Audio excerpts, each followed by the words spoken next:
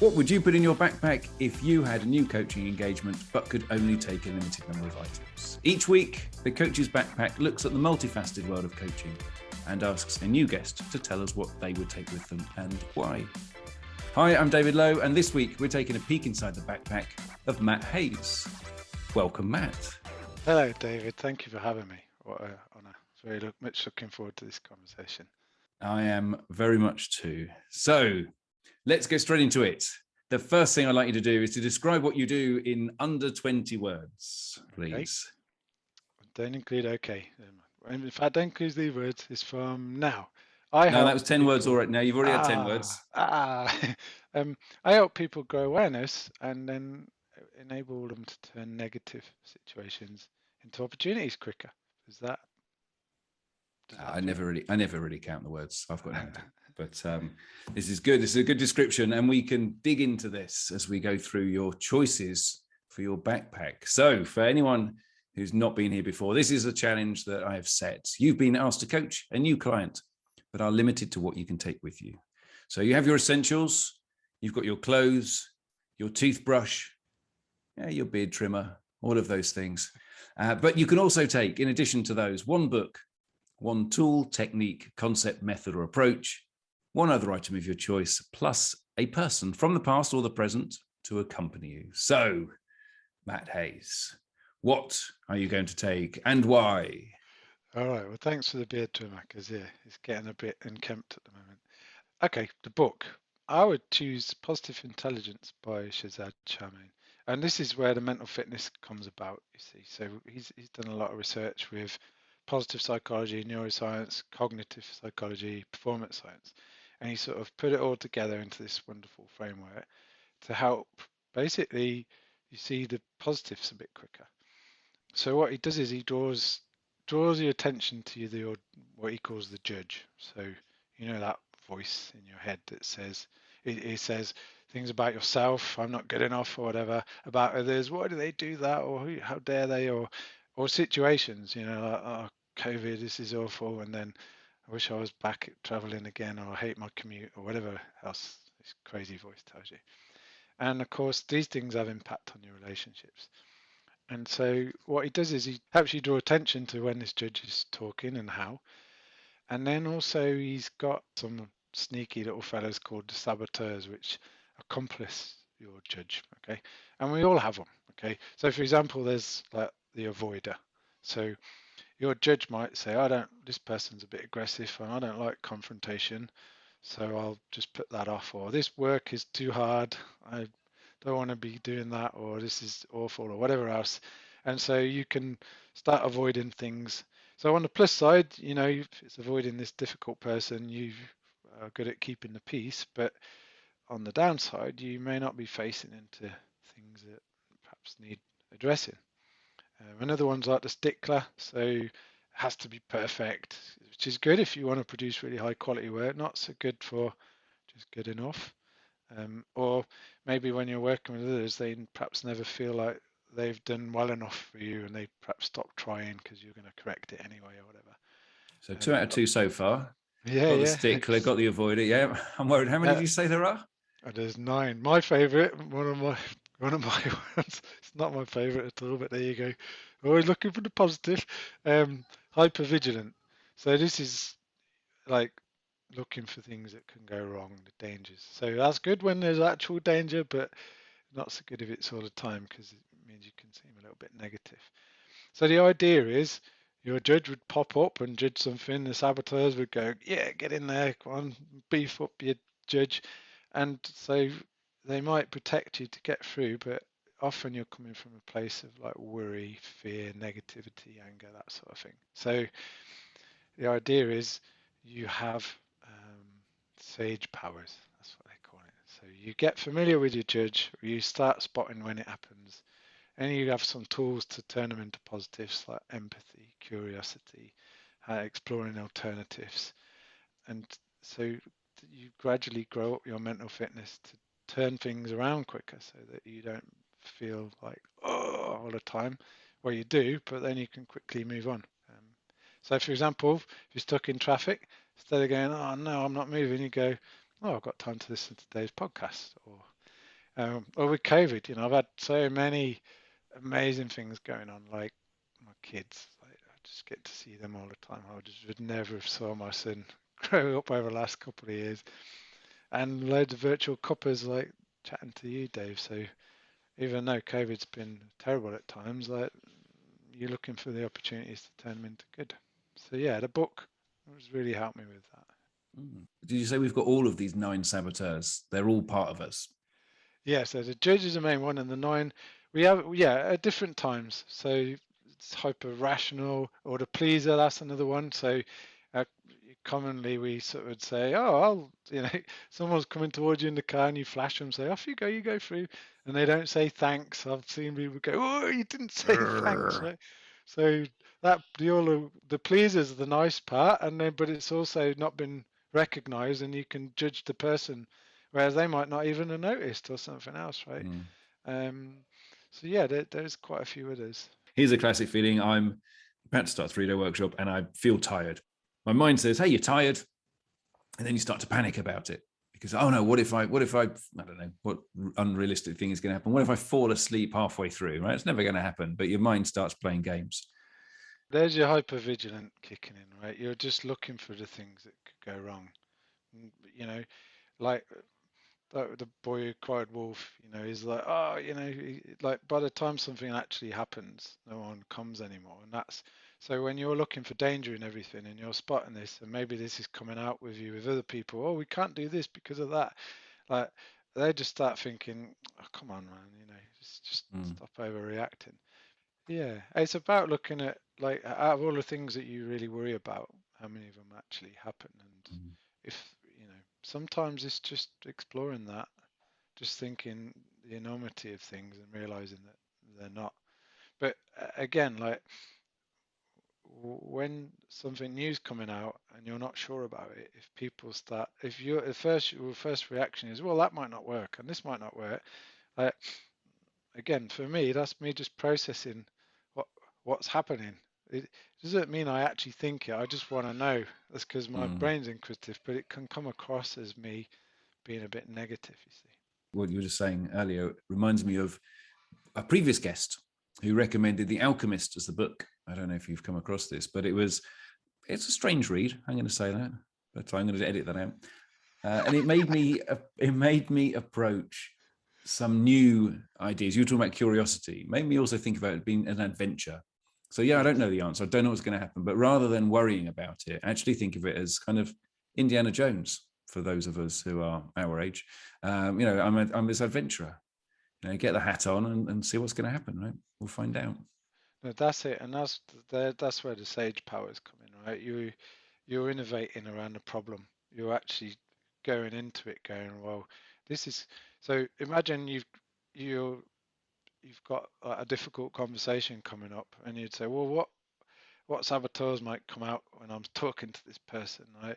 So I might avoid them, as for example. So what could I do? Or I might sort of be my hypervigilant might already be kicking in now, going, well, they might say this and they might say that, and actually when I speak to them, they're like, oh, hi, Matt, So it's like you preempt what's going to happen and you think about like, well, okay, so what if that happens? Or how could I be curious? Or how could I be empathetic to this person and see what happens? So yeah, like exploring the alternatives and working out in advance, you can really help yourself around the problems. Cool. Right. Well, that is book placed in the backpack. We've got one item. So where are you going next? I'll go with the item. So for those of you watching in a black and white telly, the red is next to the brown. I know we're on radio right now, but I'm holding a picture of my younger self, which I keep often with me. And I'm probably about 6 or 7. Need a bit of a haircut, even though my dad cuts hair. I just probably didn't let him. But this picture just reminds me of my essence of what I was as a child, the playfulness, the kindness, conscientiousness.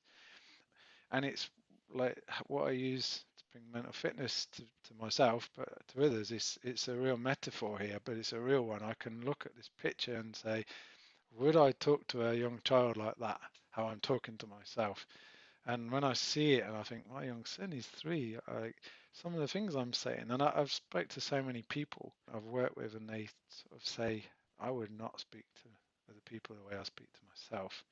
And so this picture and just saying, you know what, when you're being kind, have a little look. Or when you're worried about something, have a little look. What does the young child need? Maybe it's a cuddle.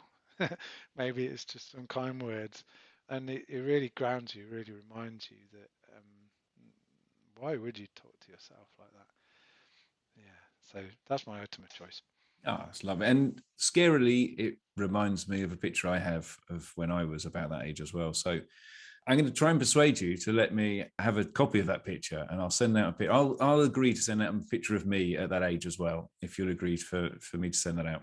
Of course, yeah. Okay. So if you've not subscribed to the Coach's Backpack newsletter yet, go to thecoachesbackpack.com and sign up. Otherwise, you're going to miss out on 2 gorgeous pictures of us. I mean, I think we can say that when it was like over 30 years ago. I'm not going to describe us as gorgeous now, but let's move on. We've got the item and you've got your book. So what else are you putting in the backpack? Yes, okay, my tool. Okay, it's the simple effect of rubbing your fingertips together.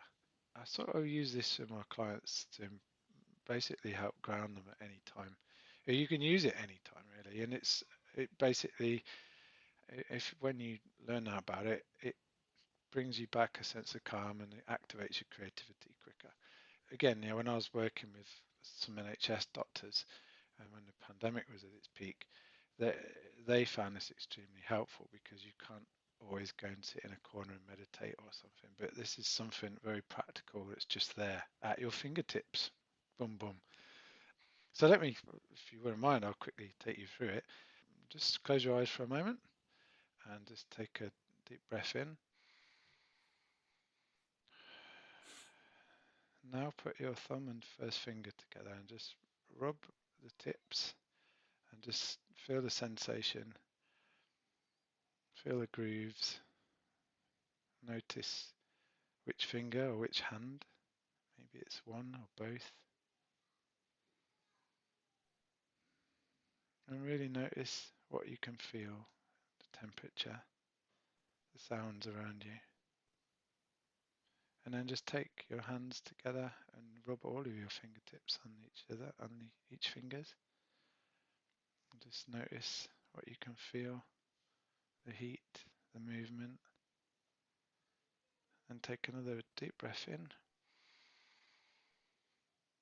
one out again. And open your eyes.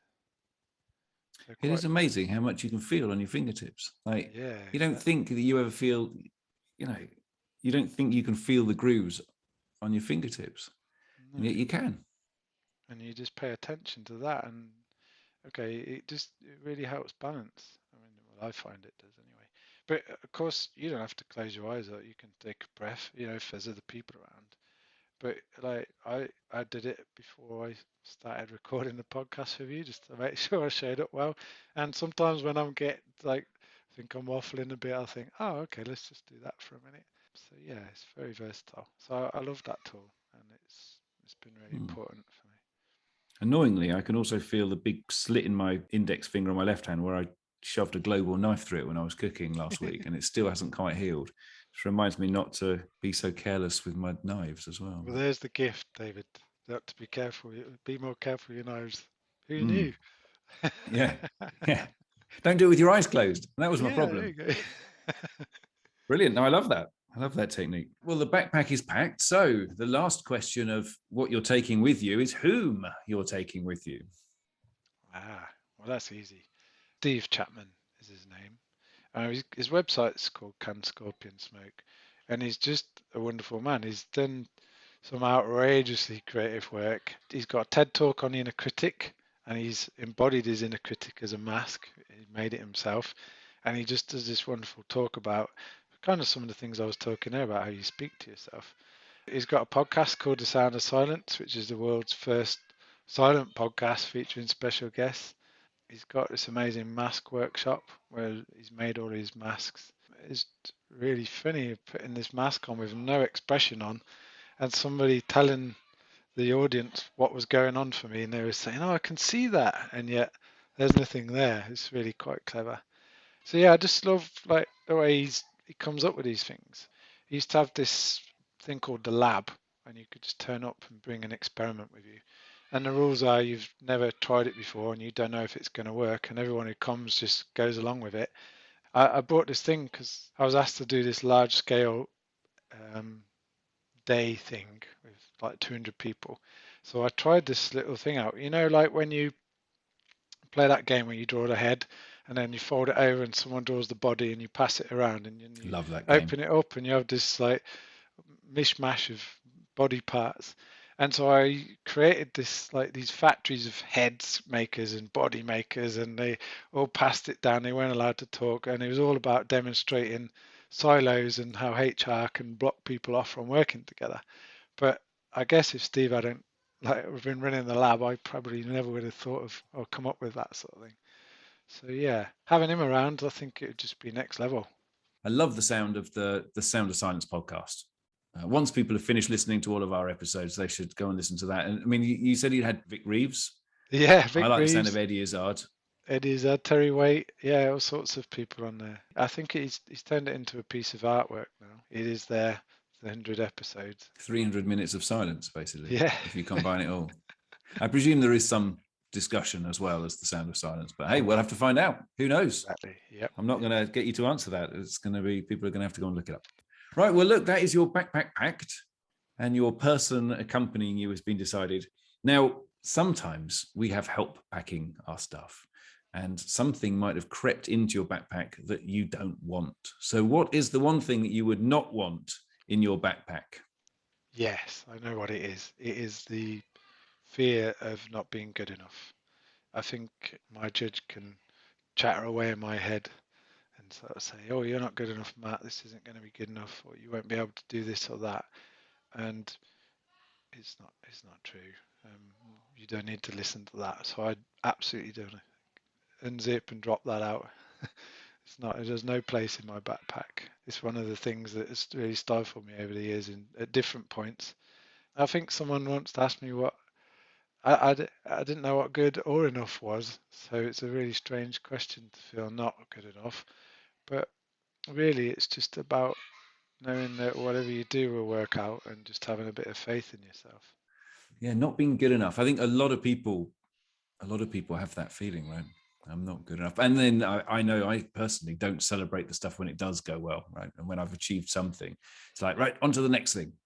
Definitely. That's So that's it. You're right. I mean, I think quite I'm sometimes embarrassed when I've done something well, so I don't spend very long celebrating my victories. And of course, you don't really sort of really appreciate what you've done sometimes because you're too busy going, no, that probably would have happened anyway. But now, I taught this to my daughter actually really, and if someone says something nice, you say thank you straight away, accept the gift. Oh, you look nice. Thank you. No, oh, no, I don't. My hair this or whatever that is like, just thank you. I think it goes a long way to helping that voice in your head. I can hear the voices in your head in the background. Yeah. I've got one final question for you, which is, where do you hope you are or are not going on this fictional gig? Good question. I think it has to be some sort of snowboarding destination. And Austria is one of my favorite places. And Oberton, I probably said that wrong, but it sounds a bit like that or spelt a bit like that. Because it just flows and it's wonderful. But the reason I'm picking snowboarding is because you're always in the moment when you're piling down a hill. You're really just taking it all in, feeling the feelings, the air, and the vastness. Um, Sometimes it just takes your breath away what you're taking in, and being really appreciative of that. Appreciation's like the key, I think. One of the things about mental fitness is like rather than thinking about fear, you think about appreciation. You can't think of both at once. So the act of appreciating really helps you stay in the right place. And even just talking about snowboarding now, I'm like, wow, this is amazing. I'm not even thinking of what's going on around me, my kids in the bath or whatever. So yeah, that Austria, Oberton, or however you say it, and the vastness. That's why I'd pick there. So yeah, let's go. I'll fit you in the backpack as well if you want, Dave. Nice, come along. thanks. I mean, now if you're going to take me along, I regret that you didn't want to take a snowboard as an item, because we're going to have to find a tray or something to go down the slope on. But there we go. Even you better. made your choices. You got to live with it now, Matt. That's it. It will be good enough. Correct. Yes, it will. Thank you, David. Right. Well, if people would like to know more about Matt Hayes, where do they go? Okay. Yeah. So my own website with my own bits and bobs on is matt-hayes.co.uk. And I also work with the Humble Associates, a group of coaches. We do some cool stuff. So humble.associates is the other website you can find me on. Happy to chat to people about anything we've talked about today. Well, thank you very much, Matt Hayes, for coming on the Coach's Backpack. Thank you very much for having me, Dave. It's been an absolute pleasure. And thank you for joining us on this episode of the Coach's Backpack. If you would like extra goodies such as free tools, offers, further info about our guests, and maybe even an odd peek inside their actual backpack, sign up to our mailing list at thecoachesbackpack.com. And don't forget to follow the podcast too. See you next time.